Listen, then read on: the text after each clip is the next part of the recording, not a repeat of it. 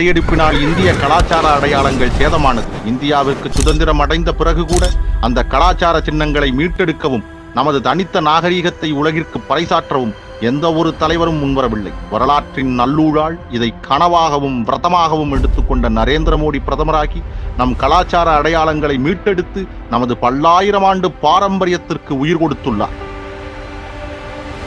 காலத்தை விட மிக பழையது காசி மாநகரம். ஆனால் காசி என்றாலே கங்கையும் அதில் மிதக்கும் பிணங்களும் கலக்கப்படும் கழிவு நீரும் அசுத்தங்களும் மட்டுமே நிறைந்திருக்கும் என்ற பொது புத்தி எங்கும் இருந்தது. அந்த எண்ணத்தை உடைத்து சீரழிந்து கிடந்த இந்திய நாகரிகத்தின் நமது பண்பாட்டு புனிதத்தின் வேரூற்றாகிய கங்கையை பரிசுத்தமாக மாற்றினார் பாரத பிரதமர் நரேந்திர மோடி. கங்கை தாயை மீட் அவளுடைய அரவணைப்பின் கரையில் வீற்றிருக்கும் விஸ்வநாத பெருமானின் ஆலயத்தை சீரமைத்து மாற்றத்தை ஏற்படுத்தினார். விஸ்வநாதர் கோயிலை சுற்றியிருந்த ஆக்கிரமிப்புகளை அகற்றி ஆலயத்தின் பரப்பளவை பழையபடி விரிவுபடுத்தி உலகத்தோர் ஒரு முறையேனும் வந்து தரிசிக்க வேண்டும் என்ற பேரவாவை உண்டு செய்துள்ளார் பாரத பிரதமர் நரேந்திர மோடி.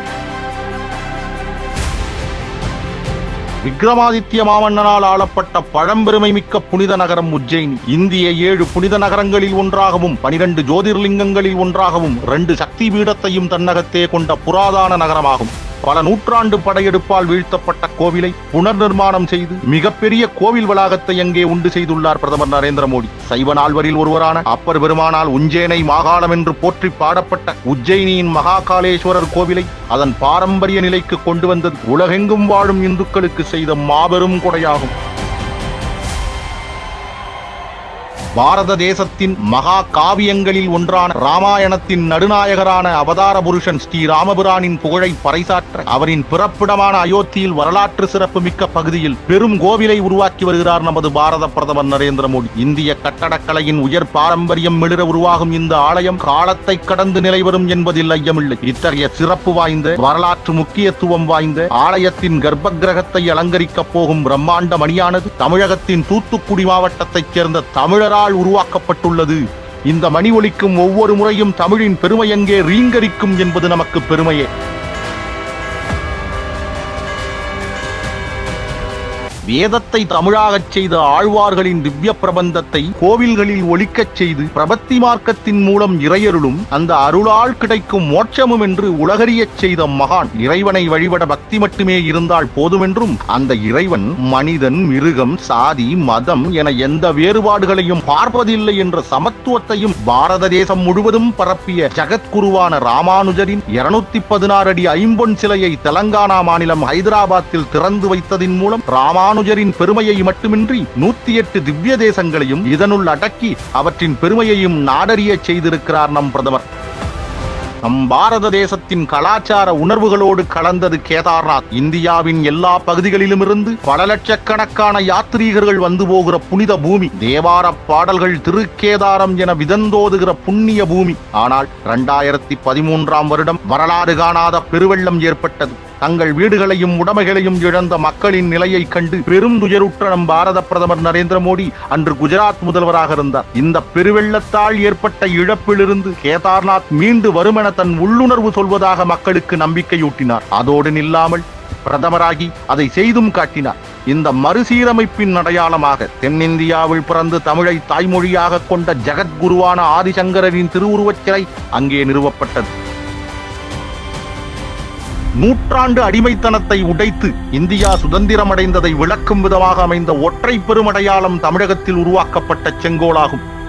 திருவாவடுதுறை ஆதீனத்தால் அன்றைக்கு பண்டிட் நேருவிடம் வழங்கப்பட்ட செங்கோல் அவருடைய ஆனந்த பவன் வீட்டினிலே கைத்தடி என காட்சிப்படுத்தப்பட்டு இருந்தது. அதை மீட்டெடுத்து இந்தியாவுக்கென தனித்துவமாக உருவாக்கப்பட்ட புதிய நாடாளுமன்றத்தில் தமிழ் தேவாரம் ஒலிக்க செங்கோல் சபாநாயகர் இருக்கைக்கு அருகே பாரத பிரதமரால் நிரந்தரமாக நிறுவப்பட்டது. தமிழ் இலக்கியங்களிலும் வள்ளுவர் போன்ற மெய்ஞானிகளாலும் போற்றப்பட்ட செங்கோலை நிறுவி தமிழகத்தின் பெருமையை உலகறியச் செய்தார் பாரத பிரதமர் நரேந்திர மோடி. காசிக்கும் தமிழகத்திற்குமான பந்தம் மிக மிக ஆழமானது. காசிக்கும் தமிழகத்திற்குமான உறவின் முழு வீச்சை நமது மூதாதையர்களே உருவாக்கியுள்ளார். வடக்கே உள்ள காசி விஸ்வநாதரை தென் தமிழகத்தில் தென்காசி என்ற பெயரில் கோவில் கட்டி எழுந்தருளிவித்தது ஜடாவர்மன் பராக்கிரம பாண்டியன். அதிவீர ராமபாண்டியன் காசி காண்டம் என்ற செய்யுள் நூலை இயற்றினார். தமிழக இந்துக்களுக்கு காசியும் வட இந்திய இந்துக்களுக்கு ராமேஸ்வரமும் கலாச்சார பரிமாற்றம் நிகழ்த்தும் புனித நகரங்களாக விளங்குகிறது. இதில் காசியில் தமிழ்ச் சங்கமம் நடத்தி தமிழர்களின் இந்திய கொடையை உலகத்திற்கே தெரியும் விதம் பாரத பிரதமர் பேசினார், போற்றினார். இது நமக்கு பெருமையே.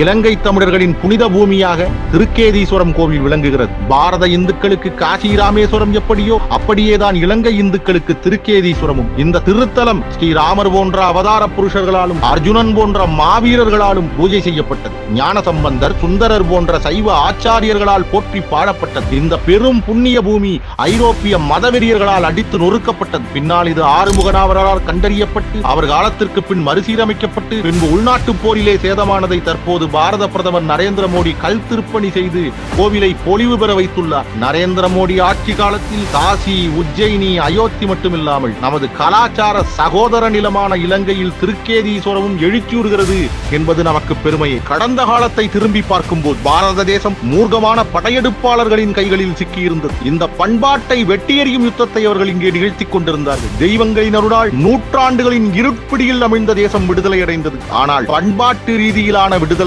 தற்போது நரேந்திர மோடியால் தான் கிடைத்துள்ளது. காலத்தால் வரையறுக்க முடியாத நமது புனித தலங்களை இந்த நூற்றாண்டிலும் அறுபடாத மரபுகளோடு மீட்டெழுப்புகிறார் பிரதமர் நரேந்திர மோடி. மோடியின் ஆட்சி காலத்தில் நமது பல்லாயிரம் ஆண்டு தர்மம் அதன் ஒளிவீச்சு குறையாமல் அரியணை ஏறியுள்ளது.